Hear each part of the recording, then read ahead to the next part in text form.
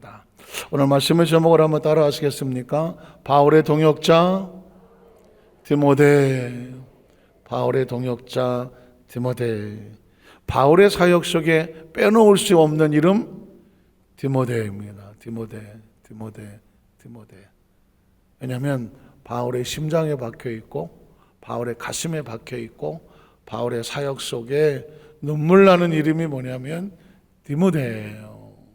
같이 고난받고 같이 연단받고 같이 동역하고 같이 울고 같이 웃고 같이 손잡고 서로 위로가 되고 서로 북돋아 주고 아버지와 아들과 같이 부모와 자식과 같이. 그래서 바울은 디모데를 영적인 내 아들이라고 말합니다. 아들. 세상에 제일 눈물 나는 단어가 뭐예요? 아들 아니에요? 딸 아니에요? 아들, 딸. 난 신기한 거는 지금도 처음 이제 저희 아이를 낳았을 때 이름을 부르기도 하는데 내 딴에는 진짜 정감 있게 또 뭐라고 불렀냐면 아들 이렇게 불렀거든요. 난 그전에 다른 집 부모가 자기 아들한테 아들 이런 건 한 번도 들어본 적이 없어요. 그냥 제가 순수히 창작하고 고심하고 어렵게 뭐라고 불러줘야 될까, 그래서 아들 이렇게 불렀거든요. 그런데 다른 집 부모도 자기 자식을 아들이라고 부르더라고. 난 우리 아들을 그냥 아들이라고 부른다. 이거 봐. 나는 누가 아들이라고 부르는 걸 보고 배웠으면 내가 흉내를 냈거나 카피를 내왔기 때문에 누가 그렇게 불러서 보기 듣기 좋아서 저도 부른 거예요, 이럴 거 아니에요. 전 그런 게 아니라니까요. 제가 개발한 거라고요. 제가 개발하고 진짜 우리 아들을 뭐라고 불러주면 고민하다가 야 아들. 근데 여기저기서 보면 아들 그러고 있더라고. 야 이게 모든 부모의 심장인가 보구나. 부모의 심장. 난 딸이 없어 몰라서 그러는데 딸은 딸 이렇게 부르나요? 딸, 아들 그렇구나. 나는 나 혼자 신기한 걸 개발한 줄 알았는데 다들 하고 있는 거였어. 그래서 성경에 보면 바울은 평생 결혼을 하지 않았거든요. 여러 가지가 이유가 있겠지만, 그런데 이 디모데는 아들이라고 불러요. 이게 다른 게 아니라 사역 속에서 동역자들 속에서 그 정도 관계가 됐고 신뢰할 수 있다고 하는, 그게 놀라운 감동이 되는 거예요. 자, 디모데 1장 1절에 보면 바울이 디모데에게 편지를 보내는 서신이에요. 우리 구주 하나님과 우리의 소망이신 그리스도 예수의 명령을 따라. 그리스도 예수의 사도된 바울. 바울은 항상 어느 서신을 쓰더라도 자기가 누구인지를 밝히고 있는데, 누구라고 인식을 하냐면 나는 그리스도의 명령을 받아 사도된 바울입니다. 자신을 뭐라고 말하느냐? 나의 사명은 내가 그냥 적당히 만들어서 한 게 아니라 그리스도의 명령, 주의 명령에 따라서 이 사명을 지고 있습니다 하는 거죠. 한번 따라 하실까요? 우리는 주님의 명령을 받은 사명자요, 직분자요, 예배를 지키는 지킴이요, 크리스찬이요, 증인입니다. 저와 여러분이 신앙을 내가 1, 2, 3, 4 불교, 유교, 마음의 교, 가톨릭 중에서 난 이게 좋아 해서 기독교를, 예수님을 선택해서 내가 선택한 게 아니라, 저와 여러분이 이 사명과 직분을 가지고 있는 것은 그리스도의 명령이라는 거예요. 명령입니다, 여러분. 명령이에요. 그러면 저와 여러분은 제일 중요한 게 뭐냐면 명령을 완수하는 거예요. 명령을 완수하는 거예요. 예를 들면 적군에 들어가서 적진을 폭타 무너뜨리고 우리 포를 구출해 오는 작전을 가지고 나갔다고 쳐요. 거기에 팀원이 10명이 있다고 쳐요. 그러면 이 10명은 명령이 뭐냐? 적군의 침투해서 적의 진출을 무너뜨리고 포로된 아군을 구출해 오는 거예요. 그런데 이 10명이 다 마음이 맞지는 않아요. 마음 맞으면 얼마나 좋겠어. 그런데 그 10명이 어떤 사람은 관측을 잘하고, 어떤 사람은 폭탄을 잘 다루고, 어떤 사람은 총을 잘 쏘고, 또 어떤 사람은 병을 의무병처럼 치료할 수도 있고, 그래서 각자 특기대로 10명을 모아놨는데 마음이 잘 맞을까요? 안 맞을까요? 이건 별개 문제예요. 마음이 안 맞을 수도 있어요. 저게 여기 들어왔어? 저런 게 어떻게 이 팀에 들어왔어? 이게 얼마나 중요한 팀인데, 이게 얼마나 중요한 작전인데, 저거 나 어떻게 하지? 마음에 안 맞는데. 있을 수 있어요. 이건 관계적인 문제죠. 그러나 이거보다 더 중요한 건 뭐예요? 작전과 명령이죠. 서로 관계가 조금 불편할 수도 있고, 안 맞을 수도 있고, 서로 좀 불편할 수도 있어요. 그러나 이거를 뛰어넘는 게 명령이에요. 뛰어넘어서 저걸 구출해 와야 되는 거예요. 이게 중요한 거예요. 만에 하나, 대장님, 나 얘 마음에 안 들어서요. 전 이 작전에 갈 수가 없어요. 이 이야기는 뭐예요? 내 개인의 사적인 감정과 기분에 따라서 난 그게 더 중요해. 저기 적군에 가서 적진을 물리치고 아군을 구출해 오는 거, 나 그거 관심 없어요. 나는 지금 나하고 마음이 맞는 사람과 움직이느냐, 마음이 안 맞는 사람과 움직이느냐, 이게 중요해요. 이런 사람은 사명을 맡을 수가 없죠. 적어도 사명과 작전에 투입이 되려고 하면 좋고 나쁨은 나중 문제예요. 적진에 침투했을 때 그 순간만은 서로를 지켜줘야 돼요.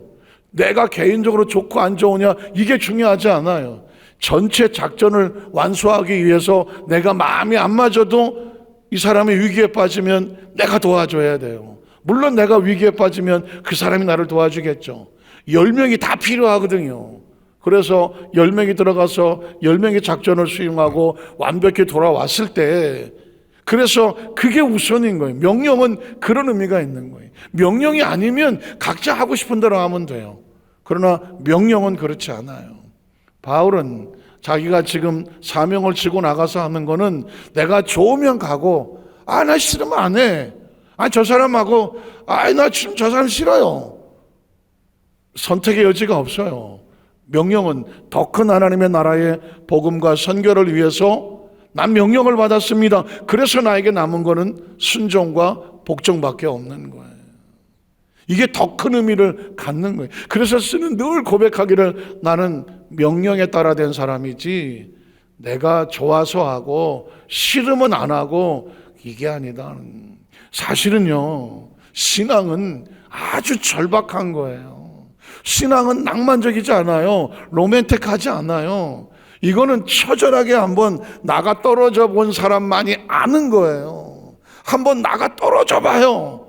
나 절대 이건 신앙은 장난하면 안 되겠구나.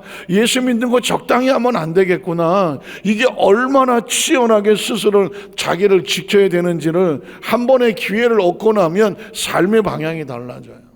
그래서 저는 우리 여기서 앉아계신 성도들에게 철저하게 예배의 목숨을 걸고 여러분에게 사명과 직분에 목숨을 걸어라. 물론 다양할 수는 있어요. 다양해요. 그런데 각자의 길이 있다고요. 각자예요. 오늘 아침에 신문에 칼럼 하나 봤더니 호박이, 이렇게 보니까 수박이 너무 멋있어 보여. 줄이 쫙 하고 뭔가가, 사람들이 호박하고 수박 갖다 놓으면 수박에 눈길이 가. 그래갖고는 호박이 어디서 줄을 가져다가 자기 몸에다가 호박이 줄을 쫙 걷어. 그리고 이렇게 하고 있으면은 나를 수박인지 알겠지 했더니 지나가다가 이거 호박이 멍이 이렇게 버럭게 들었어? 하고 쓰레기통에 갖다 버렸다는 거예요. 호박에다가 줄 그어주면 수박인 줄 알겠지 하고 이렇게 있었는데 지나가다 보니까 이거 왜 호박에 멍이 이렇게 잔뜩 들었냐고 들어다가 갖다 버렸다는 거예요. 아니 짜장면 집에 짬뽕하고 짜장면이 있는데 짜장면이 보니까 짬뽕에 국물이 말이야 먹는 모습이 너무 사람들이 맛있게 먹어. 짜장면은 뭐 국물이 없어. 그래서 짜장면이 주인 몰래 물을 갖다가 싹 부었어. 그리고는 나도 짬뽕인 줄 알겠지요? 지나간 사람보다 누가 개밥을 여기다 놨냐고 짜장면에 물로 개밥에다 갖다 줬다는 거예요. 무슨 얘기를 하는 거예요? 이 세상에 모든 것들은 각자의 길이 있어. 짬뽕은 짬뽕의 길이 있어. 짜장은 짜장의 길이 있다고. 짜장에 물 분다고 짬뽕 되는 게 아니라는 거예요. 호박에 줄 근다고 수박 되는 게 아니라는 거예요. 그렇다고 해서 짜장이 짬뽕보다 못해요? 못하지 않아요. 어떤 사람은 주구장창 짜장면만 먹어요. 배고파 죽겠죠? 어떤 사람은 호박하고 수박이 있다고 해서 맨날 뭐 수박만 먹지 않아요. 수박은 죽을 못 끓여도 호박은 죽을 끓일 수가 있어. 그렇잖아요. 왜 여성들이 호박죽을 좋아해요? 호박죽을 많이 먹으면 붓기가 빠져. 태어나면서 지금까지 벌써 잘 안 빠지는 분들은 호박죽을 먹으면 붓기가 빠져요.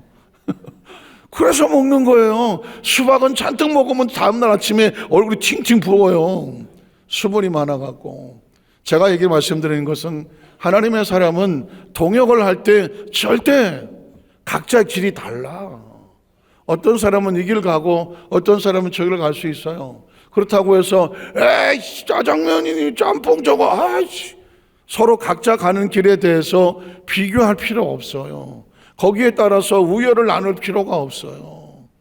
성가대가 있고 남녀성계가 있고 또 뭐 새신자씨 있고 찬양팀이 있고 우리 반주하시는 반주도 있고 악기팀도 있고 또 구역장도 있고 지역장도 있고 뭐 주일날 날씨 추울 때 더울 때 차량 봉사하시는 분도 있고 주차 관리하시는 분도 있어요.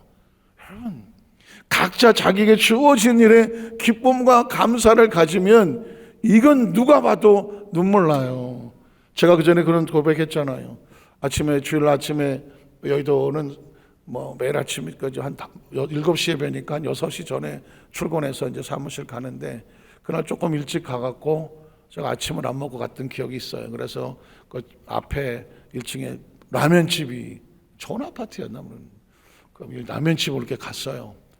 제가 이제 국장인가 할 때였는데 그래 뭐 잠바 입고 다들 추우니까 이제 이리 와서 먹고 있고 근데 남성교회가 뭐 한 20-30명이 그냥 그 주차 뭐 털 커버 이렇게 쓰고 확 들어오더라고요.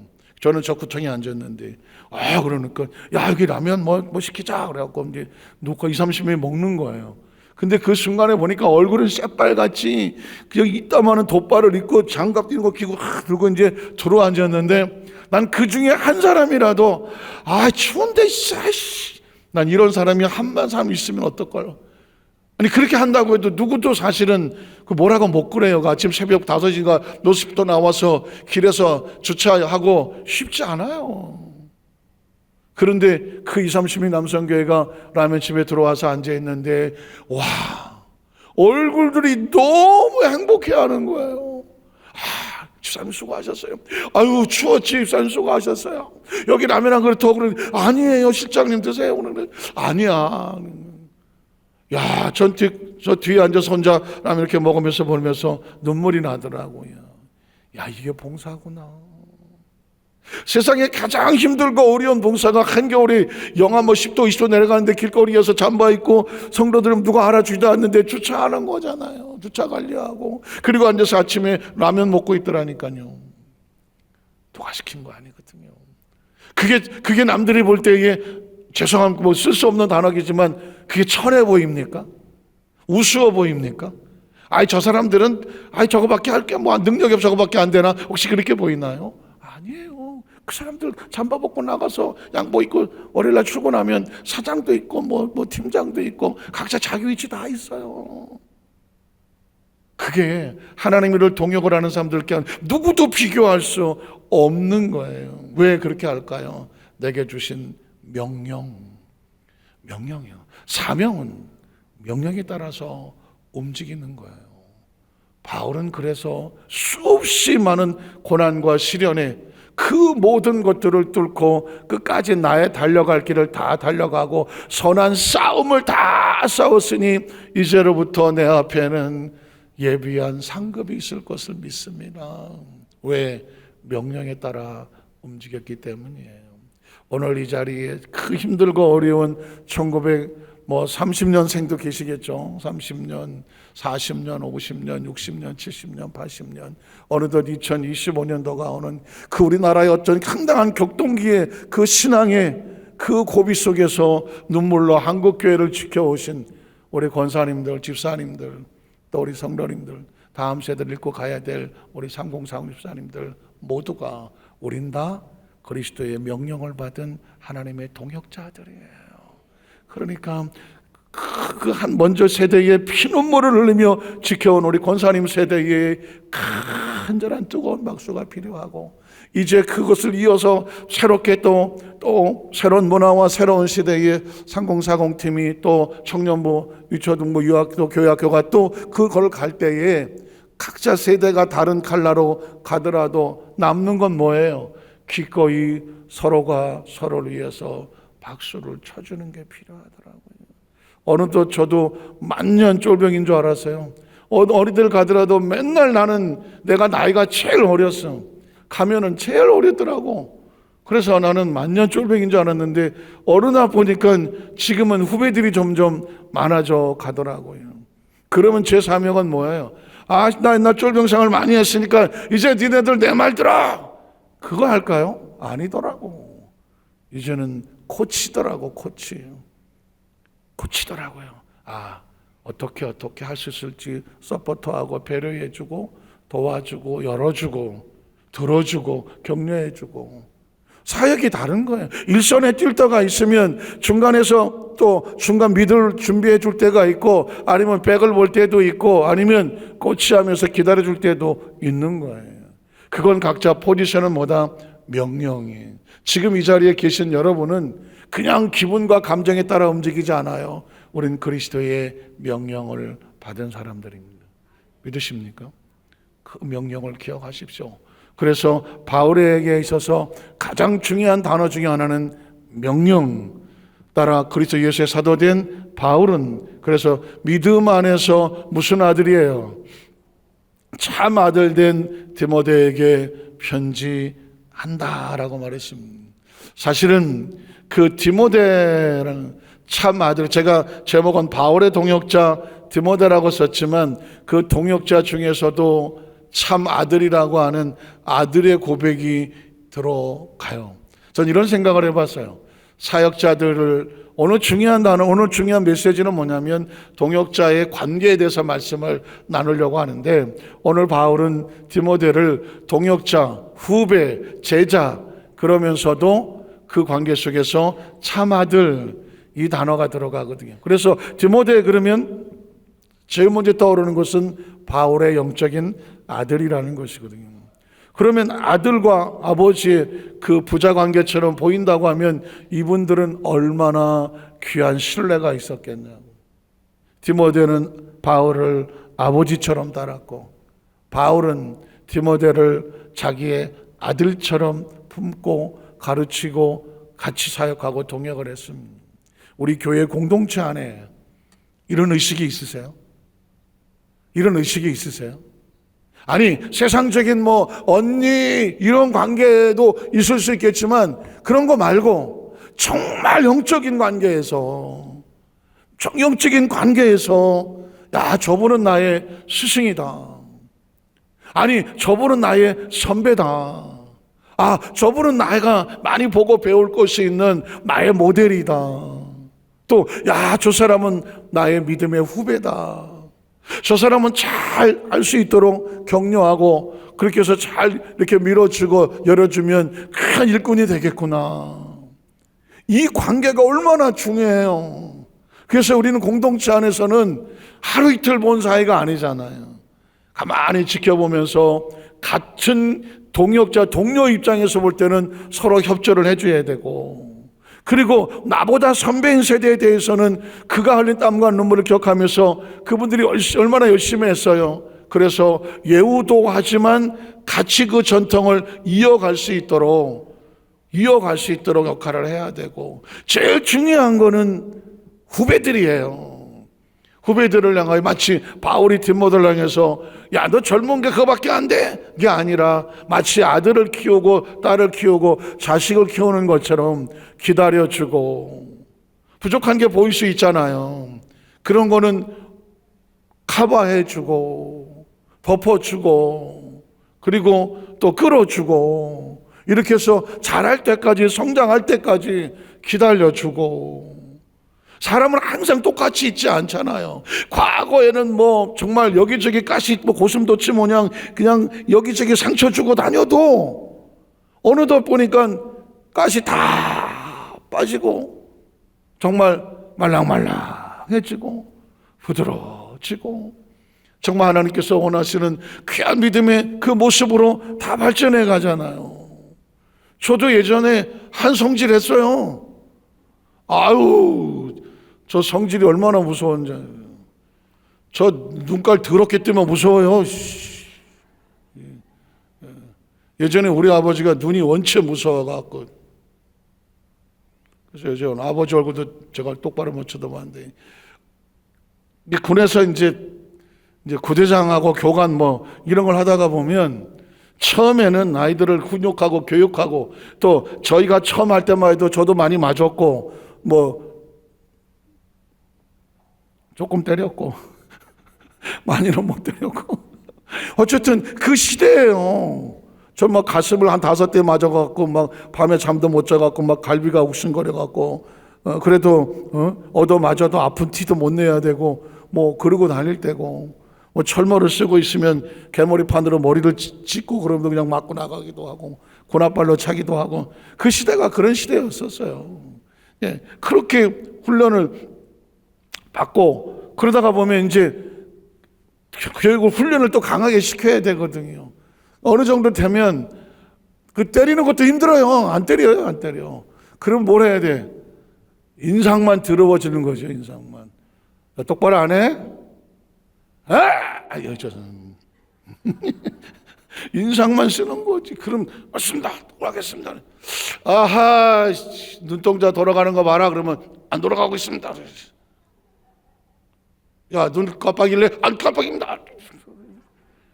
그러니까는 하다 보니까는 어떻게 하겠어요? 제가 참 그 전에 이제 저희 집에 휴가를 나왔는데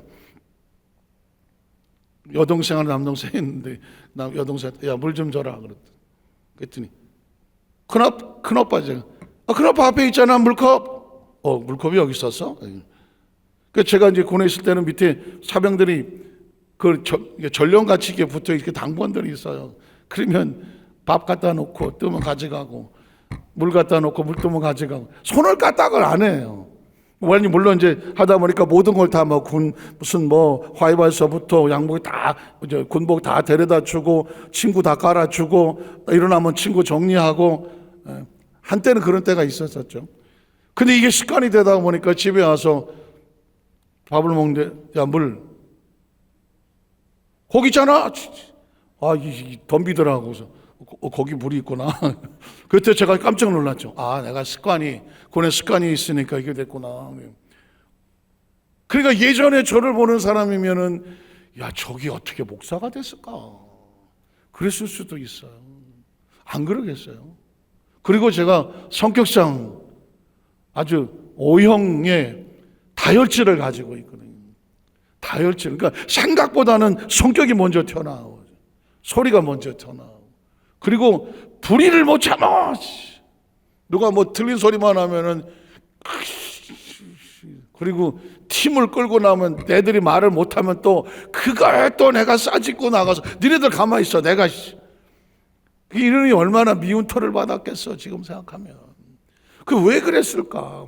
그러니까 제가 제 성격을 잘 파악을 못했고 아직은 철이 없었고 다듬어지지 않았고 나는 잘하는 줄 알았고 그렇지만 이게 이제 하나님의 손 안에서 오면 어떻게 해야 돼? 다듬어지잖아요. 다듬어지면서 성령 세례 받고 나서는 6개월 동안 제가 화라고는 1도 내보지 않았다고 그러잖아요. 하나님이 붙잡아서 다듬어 버리고 어느 날 내가 짜증을 그거 왜 그래? 이게 무슨 감정이지? 짜증이라는 거를 느끼기가 6개월 만에 처음 느끼면서 그동안 하나님이 나를 붙잡으셨구나. 이제부터는 네가 기도하면서 너의 감정을 다스리고 기분을 다스리고 행동을 다스리고 스스로 조심하고 깨달아지면서 얼마나 그러면서 성장해 가잖아요.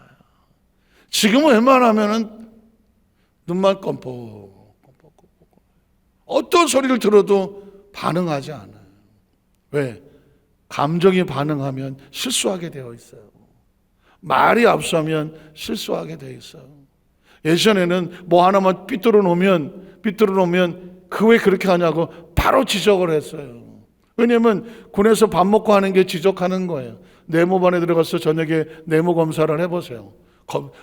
점호라고 해서 딱 들어가 보세요. 그러면 점호하는 이 주번사관의 그 직책은 뭐냐면 딱 들어가면 양쪽 침상에 딱 있는데 그걸 언제 다 다니면서 삐뚤어지는 거 보나 해요. 눈만 한 바퀴 딱 돌리면 벌써 칫솔이 삐뚤어졌는지 수건이 삐뚤어났는지 뭐가 선이 어긋났는지 한 번만 훑어보면 아는데, 그러니까 늘 오와 열에서 벗어나고 정상적에서 벗어나는 그걸 그냥 눈에 다 들어오는데 그냥 그거를 지적하고 다니는 게 그게 일이었는데, 세월이 지나서 보니까는 그런 걸 봐도 눈만 꼼뻑 그럴 수도 있구나. 그렇겠구나. 아직 더 훈련해야 되는구나. 저분은 왜서 그렇구나. 제가 목회가 벌써 36년이거든요. 6년, 7년 전 돼가거든요. 그러니까 하나님께서 돌이켜보면 그냥 하나님의 모가지를 끌어다가 계속 밟아 눌러갖고 나를 쳐서 죽이고 훈련을 시키는 거거든요.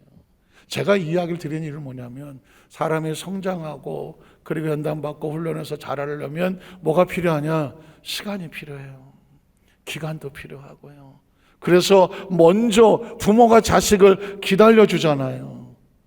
언제 맨날 똥오줌 못 가리고 맨날 그러고 있겠어. 어느 정도 돼서 철이 들면은 이놈이 철들었구나. 기다려주기 때문에 철들었구나 하는 거죠. 안 기다려주면 포기해버리잖아요. 공동체 안에서도 먼저 된 자와 나중된 자, 선배와 후배, 선세대와 후임세대가 서로 피차간에 이 과정이 필요해요. 바울이라고 해서 디모데가 항상 마음에 들었겠어요?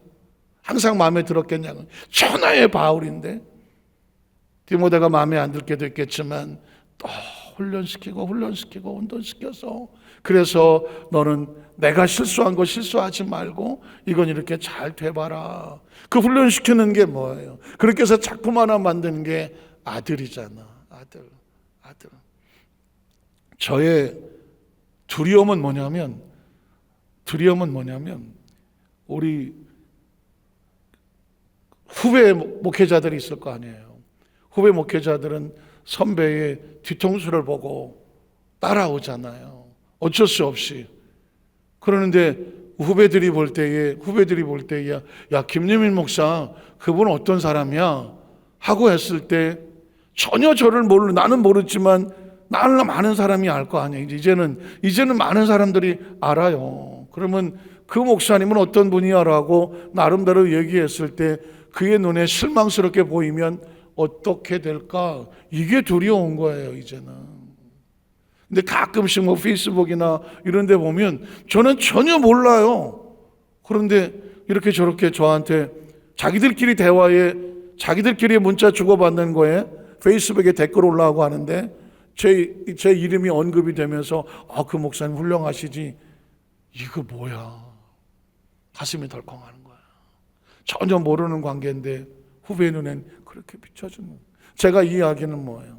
사실은 담임 목사지만 성도님들의 눈에 어떻게 보일까가 조심스럽지 않겠어요? 바울은 디모데에게 내 사랑하는 자식이라고 그랬고, 디모데는 바울이 그렇게 말할 수 있는 이유는 디모데를 아버지처럼 따랐기 때문 아니겠습니까? 전 이게 너무 귀한 거예요. 어느 교회의 담임 목사와 성도들이 정말 가족과 같이 내 영혼과 내 신앙을 우리 목사님께 맡길 수 있겠다, 말씀에 맡길 수 있고 그의 기도에 맡길 수 있겠다, 진심을 줄 수 있겠어요. 그리고 그런 진심을 받을 수 있는 목사라고 하면 얼마나 교회 크고 작음을 떠나서 얼마나 중요한 목회에 보람 있고 감동이 있겠어요. 그리고 마찬가지죠. 설교자, 강단에 서는 설교자가 우리 성도들을 위해서 말씀을 준비할 때에 어떤 마음으로 준비를 할까? 한 영혼 한 영혼들을 그 부모가 자식에게 그 요리를 만드는 그런 심정으로 갈고 닦고 나서 심령을 쏟아서 한 영혼도 실족하지 아니하도록 하나님께서 잘 양육한 축복의 통로들로 다 예수님 안에서 성공하도록 우리 성도들을 붙잡아 주시옵소서. 이런 눈물의 기도를 할 수 있는 그런 설교자, 그리고 그 설교 속에 함께 말씀으로 양육하는 그런 성도들, 사실은 믿음 안에서 우리는 다 동역자이기도 하면서 말씀을 함께 주고받고 같이 공동체를 끌어가는 가족이잖아요. 그런 신뢰가 필요한 거예요. 그런 신뢰를 가지고 있으면 그건 하나님의 은혜가 저절로 넘쳐나지 않겠어요. 전 그래서 이 말씀을 여기서 또 떠나지를 못하는 거예요. 바울이 디모데에게 예수 그리스도 안에서 믿음 안에서 참 아들 된 디모데에게 편지하노니, 그 다음 절에 보면 하나님 아버지와 그리스도 예수 우리 주께로부터 은혜와 긍휼과 평강이 디모데에게 있을지어다. 얼마나 눈물나게 썼을까. 우리는 그냥 성경 한 절이니까 그냥 읽잖아요. 그러면 여러분 편지 써보시겠지만 편지를 쓰는 사람은요, 이 단어를 선택하기 위해서 얼마나 자신이 가지고 있는 마음 속에서 최상의 마음을, 단어를 골라야 되잖아요. 글은 그냥 쓰지 않아요. 엄청난 그 단어를 무수히 많은 것이 머릿속을 지나갈 때 지금 요 자리에 가장 필요한 단어를 선택을 픽업을 해야 돼요. 그리고 요 자리에 넣는 거거든요. 내 아들 디모데에게 하나님 아버지와 그리스도 예수 우리 주께로부터 가장 소중한 은혜가 있을지어다. 그 다음에 하나님 이 아들을 긍휼히 여겨 주십시오. 긍휼이 있을지어다. 그리고 나서 보니까 이 아들이 어떻게 됐으면 좋겠어요? 평안했으면 좋겠지. 평강이 내게 있을지어다. 그래서 사실은 이 성경은 하나님의 마음이거든요. 하나님의 마음이. 그리고 오늘 바울이 디모데에게 편지를 쓰는 것은 그리스도가 교회를 향한, 그리고 하나님의 사역자들을 위한, 성도를 위한 주의 마음이 말씀의 성령으로 감동되어 있는 거거든요. 오늘 이 시간에 하나님께서 저와 여러분에게 동일하게 말씀을 주시는 거예요. 여기도 순복한 살게 우리 모든 성도들, 모든 한 분 한 분들 머리 위에 하나님 아버지와 그리스도 예수 우리 주께로부터 은혜가 있을지어다. 긍휼이 넘칠지어다. 평강이 내게 있을지어다. 사실 우리 교회 부교육자들은 좀 특별하죠. 어쩌다가 보니까 저하고 사역을 같이 하는 우리 부교육자들이 저하고 안지가 알고 이렇게 사역을 사역하신 지는 좀 차이가 있겠지만 제가 알고 믿음 안에 교제한 그 숫자가 40년 된 사람도 있어요. 말이 40년이면은 그냥 한 시대를 같이 온 거죠. 30년 된 목사님 전사님도 있어요. 그러니까 안산에서 만나서 사역을 처음 시작해도 최하 11년 됐어요. 어느 교회 부교역자가 담임 목사하고 10몇 년씩 있어요? 거의 없어요. 30년? 아마 기독교 역사 속에 거의 자식이 아닌 이상, 가족이 아닌 이상 거의 전무후무할 거예요. 그런데 저는 그러려고 그런 게 아니에요. 제가 강동에서 담임 목사를 할 때인데 이제 2008년도에 지성전을 하다가 2009년도에 독립이 됐어요. 그때 안산교회도 같이 독립이 다 20개 교회가 다 같이 독립이 됐어요. 그냥 그 당시 교역자들은 여의도 교회에 이제 소속된 교역자들이었어요. 지성전이었으니까. 근데 2008년이면서 2009년으로 넘어가면서 독립이 되니까 이제 교역자들이 자체 교역자들로 스위치가 바꿔져야 되는 그런 상황이었어요. 왜냐하면 소속이 달라요. 독립교회 소속은 그 부교역자들이 지방에 소속이 되고, 그리고 여의도 교회 교역자들은 다시 여의도로 컴백을 해야 돼요. 그런 과정에서 이제 조금씩 교역자들을 새로 교회에 이제 모셔야 되는 입장인데, 저는 그때 하나님이 어떤 마음을 주셨냐면, 물론 새로운 교역자들이 와서 하는 것도 중요한데, 제가 그 전에 같이 사역을 하면서 이미 제가 알고, 그리고 그 사정과 모든 장단점을 알기 때문에 같이 할 수 있는 그런 교육자들을 같이 일했으면 좋겠다. 그렇게 하나님께서 처음 마음을 주신 게 2009년도예요. 그래서 한 분 한 분 사역을 하게 될 때도요, 오늘 전화하면서 내일부터 근무회가 아니에요. 그 사역을 하기 위해서 적어도 1년, 어떤 경우에는 3년, 몇 년 동안 기도하면서 하나님께서 기도 가운데 한 분 한 분을 모셔서 사역을 하게 한 거예요. 그래서 지금까지 여기까지 오면서 지금 함께 사역하고 있는 우리 부교육자들은 거의 40년, 30년, 최하 10년 이내, 이제 새로 막 오신 분들은 그 좀 적을 수도 있고, 그렇지만 제가 생각하는 것은 오늘 바울과 디모데 관계를 보면서 틀리지 않았구나. 왜냐하면 부교육자들은 성도들을 같이 섬기고 나가는 데 있어서 담임 목사와 같이 책임을 져야 되는 동역자들이거든요. 굳이 얘기하지 않아도요, 부교육자들이 있는데 이런 얘기가 죄송하지만, 부교육자 한 사람 잘못 두면은요, 교회 무너지는 건 순식간입니다. 저 시흥의 어느 교회에 부교육자를 썼어요. 그냥 인터넷 이런 데서 써갖고 그냥 같이 했어요. 1년 뒤에 신천지라는 것이 드러났어요. 1년 동안을 그대로 속았어. 요즘은 신천지가 어떻게 하냐면요, 교육자들이 이렇게 청빙하는 사이트에 거기에 올라가 있어요. 아주 뻗쳤지. 무슨 장로교 어느 신학대학을 나오고 그냥 거기 들어가서 거기서 공부를 해갖고 겉으로 봐갖고는 전혀 찾을 수 없어요. 그래서 거기만 그것만 보고 그대로 사역에 청빙을 했고, 아무 신앙 간증서나 경력서에 아무 문제가 없었어요. 그래서 그게 청빙을 했고 1년 동안 다 그런가 보다 했어요. 그런데 1년 뒤에 서서히 본색이 드러나는데 신천지였어요. 교회가 발칵 뒤집혔어요. 또 하나, 교회는 절반이 교회하고 성도가 싸워갖고 막 풍지박산이 났어요. 우린 부교역자 한 사람이 여러분 절대 그렇게 쉽게 결정하는 상황이 아니에요. 저도 이때까지 오면서 목회하면서 많은 눈물을 흘렸다면 거의 대부분은 부교역자 때문에 울었어요. 부교역자 때문에. 어떤 경우에는 사역을 같이 할 수 없는 상황인데 할 수 없는 상황을 성도들에게 말할 수가 없어. 왜 이분이 이 교회를 사임하시고 가야 되는지를 말을 할 수가 없어. 왜냐하면 잘못 말하면 그분의 사역은 평생 끝이 날 수도 있어. 하나님 어떻게 만들지 모르는데. 그러니까 그 모든 걸 누가 끌어안아야 되느냐? 담임 목사가 끌어안아야 돼. 왜냐하면 성도들 입장에서는 목사님 왜 그분을 보냅니까? 또 어떤 경우는 목사님 하면서 생각이 다를 수 있잖아요. 그렇지만 그걸 사정을 말할 수가 없어. 한 사역자의 운명이 달려져 있거든. 그럼 누가 책임져야 돼? 담임 목사가 끌고 안아야 돼. 성도들이 뭐라고 그러고 우리 목사 왜 저래? 할 수도 있어요. 그렇지만 그렇다고 그 성도에게 사정을 말할 수도 없어. 왜냐하면 그도 그의 길이 있기 때문에 그런 거거든요. 그래서 사실은 그 한 번 한 번 사역자를 교회에 세운다는 거요, 이거는 진짜 눈물로 기도하고 그리고 가야 그 교회가 오랫동안 그리고 멀리 아름답게 영적인 걸 지켜나갈 수가 있는 거예요.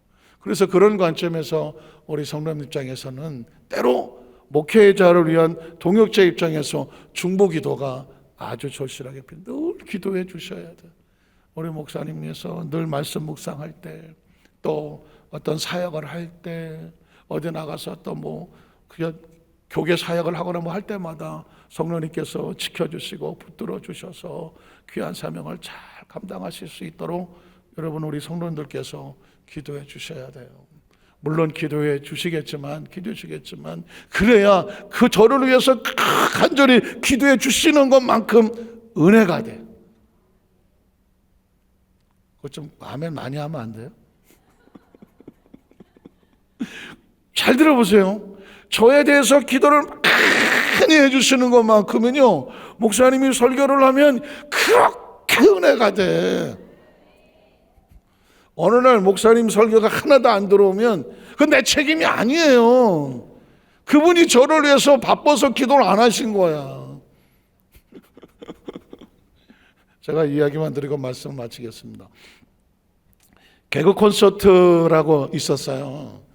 요즘도 다시 개그 콘서트가 이제 코미디 프로가 회복이 됐는데, 그 개그 콘서트에는 이제 같이 방청하는 있는 사람 방청객이 있고 앞에서 개그맨들이 나와서 하잖아요. 무대를 꾸미면.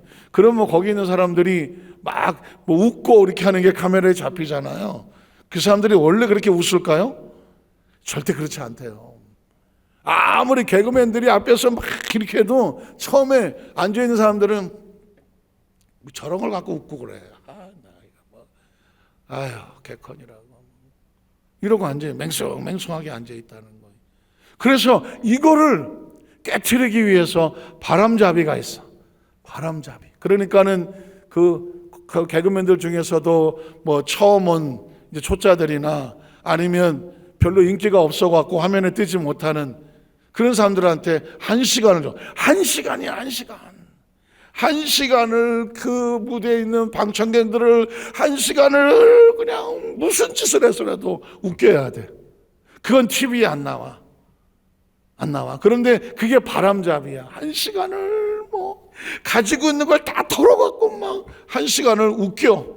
그러면 이러고 있다가도 내가 불쌍해서 웃어준다. 이러면 심령이 어떻게 되느냐? 말랑말랑해지는 거예요. 웃음보가 좀 터지기 시작하는 거예요. 그러면 이제 드디어 본무대가 시작을 해요. 그러면은 이 단계 나와서 가을이었다 이러고만 나와도 와 웃어. 그게 처음부터 웃는 게 아니야. 1시간 내내 그 웃음의 훈련을 받고 본무대에 갔을 때 그걸 딱 보는 순간 내가 웃고 싶은 마음이 생기는 거예요. 야, 이게 웃는 것도 쉽지 않구나. 1시간을 그렇게 웃게 하고 나서 준비시키고 그 다음에 웃더라는 거예요. 마찬가지예요. 여러분 바쁘게 막 다니다가 주일 아침에 와서 예배 딱 앉았는데 바로 은혜가 돼요? 바로 은혜 안 돼요. 핸드폰 문자 안 왔나? 사도신경 한다고? 우리 장로님 기도하신다. 목사님 올라오셨나? 이 쉽지 않아요. 정신적인 게 1시간을 준비하고 그 은혜를 사모하고 딱 둬야 처음부터 은혜가 되는 거예요. 야, 세상에 웃음도 그런데. 그러니까 여러분 예배전 준비 찬양이라는 게 이게 그냥 필요한 게 아니에요. 은혜를 받으려고 내가 은혜의 말랑말랑한 상태를 내가 나를 만들어야 된다니까요. 내가 벌써 하나님 마음이 활짝 열려야 돼. 그래서 우리 주님을 사랑하서 아멘 합시다 그러면 가만히 되는 거예요. 그 경험해 보셨어요?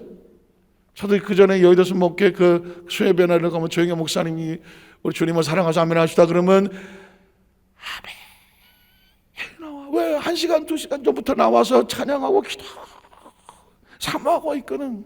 똑같은 멘트고 늘 하시는 멘트인데 뭐가 그렇게 은혜가 되겠어? 우리 주님을 사랑하시면 아멘 하십니다. 각자가 다 달라. 전 거기서 그 한마디에 아멘 하면 그 다음 말씀은 그냥 폭포수처럼 떨어지는 거예요. 위대한 설교자는 청중이 만드는 거예요. 우리 여도수 한자교회 성도님들이 그렇게 은혜를 받고 나서 이야 우리 여도수 한자교회 가봐라고 김유민 목사님이라고 말은 안 하지만 해봐요. 그러면 성도들이 뭐가 그렇게 대단한데 하고 오지 않겠어요? 몰래 그래서 예배 오기 전에 이미 마음이 준비가 하다못해 코미디를 하기 1시간 전부터도 그렇게 웃고 있다가 웃어지는 거지 가만히 있다 웃어지는 법은 없어.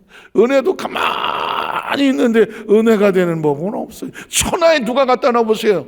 안 돼요. 그러나 이미 내가 은혜를 받으려고 준비가 돼서 막 앉아있는 사람은 벌써 성전 들어올 때 은혜가 된다니까. 강단의 목사님 얼굴만 봐도 그냥 아멘 좀 해봐.